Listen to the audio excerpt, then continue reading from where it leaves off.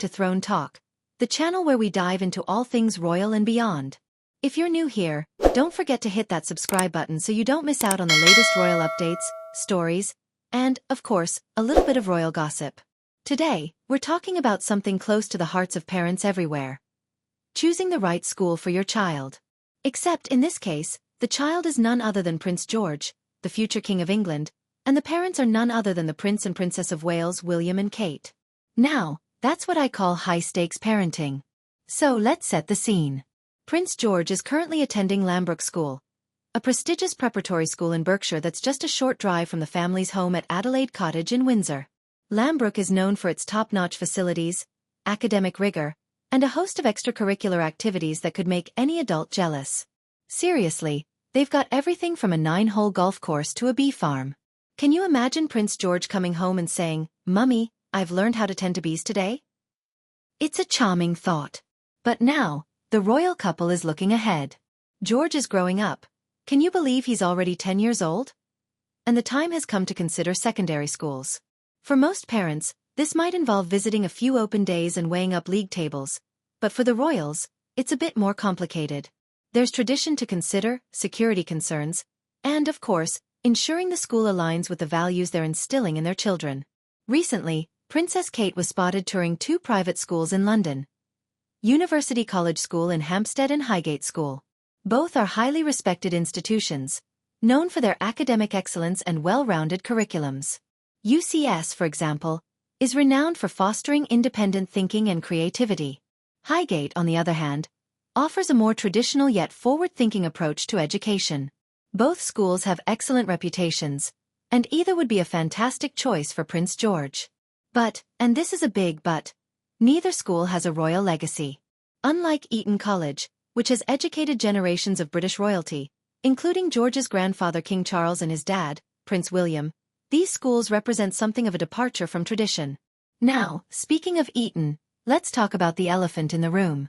For centuries, Eton has been the go-to school for male members of the royal family.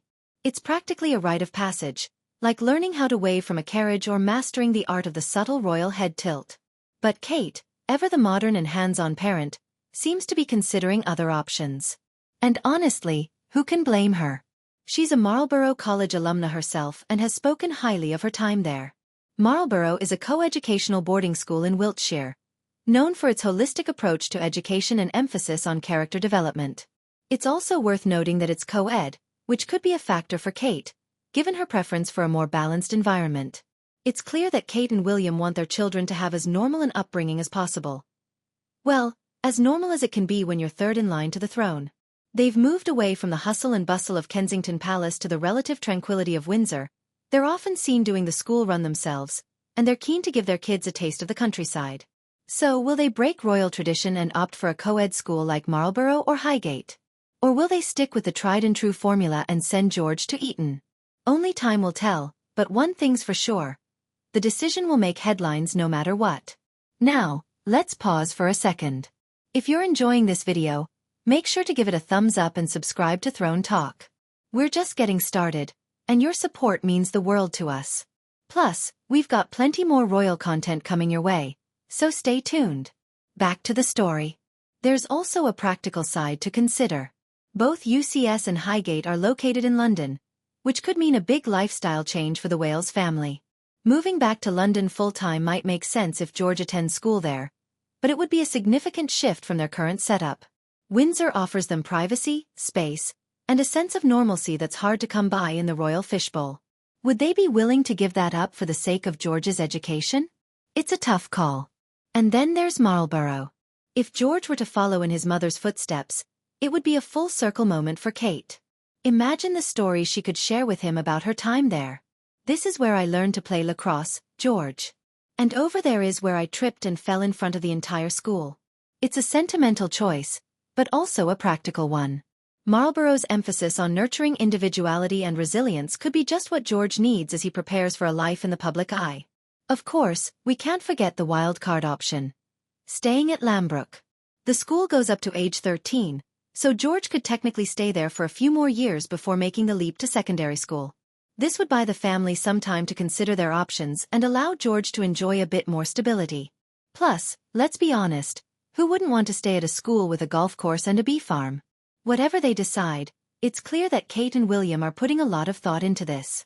They're balancing tradition with modernity, considering their family's unique needs, and doing their best to give George a childhood that prepares him for the weight of his future responsibilities.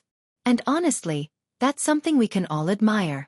Parenting is hard enough without the world watching your every move, so hats off to them. So what do you think? Should Prince George follow in his father's footsteps and attend Eton? Or should he blaze his own trail and go somewhere like Marlborough, UCS, or Highgate? Let us know in the comments below. And if you're still here, don't forget to hit that subscribe button. Throne Talk is just getting started, and we've got so much more royal tea to spill. Thanks for watching.